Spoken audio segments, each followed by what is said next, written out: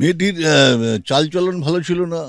সন্ধ্যা থেকে আহ, অধিক রাত পর্যন্ত, ধরে নিতে পারেন ভোরবেলা পর্যন্ত বহিরাগত ছেলেদের আনাগোনা ছিল। স্বাভাবিক কারণে এটা এলাকার মানুষের কাছে, বিশেষ করে এলাকার মহিলাদের কাছে একটা সন্দেহের উদ্রেক করে।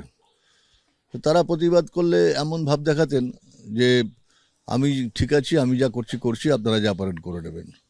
তারপর বাধ্য হয়ে এখানকার প্রতিবেশী যারা আছেন, বিশেষ করে অধিকাংশ মহিলা, তারা আমার সাথে যোগাযোগ করে, আমি এসেও উত্তপ্ত বাদানুবাদে জড়িয়ে পড়লাম।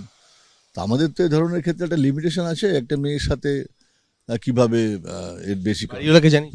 বাড়িওয়ালাকে অবশ্যই জানানো হয়েছিল, বাড়িওয়ালাও তো আমার সাথে যা কথাবার্তা বললেন, যা পারেন করে নেবেন, এরকম ব্যাপার। তা আমাদের তো একটা অপশান আছে যে ভাড়াটিয়া আসলে পরে থানায় প্রোফাইল দিতে হয়, ইত্যাদি ইত্যাদি। আমার তো মনে হয় বাড়িওয়ালাকেও এর সাথে যুক্ত রাখা উচিত।